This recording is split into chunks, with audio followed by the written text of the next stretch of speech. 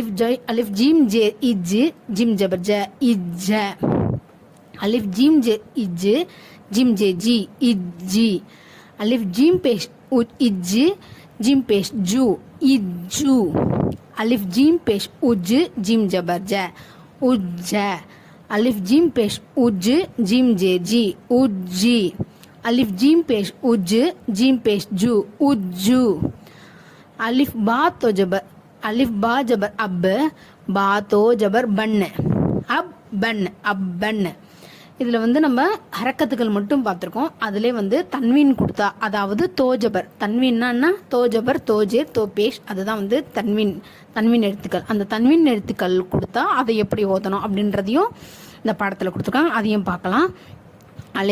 அலிஃப் பா ஜபர் அப் பா தோ ஜபர் பன் अब बन अब बन अलिफ बा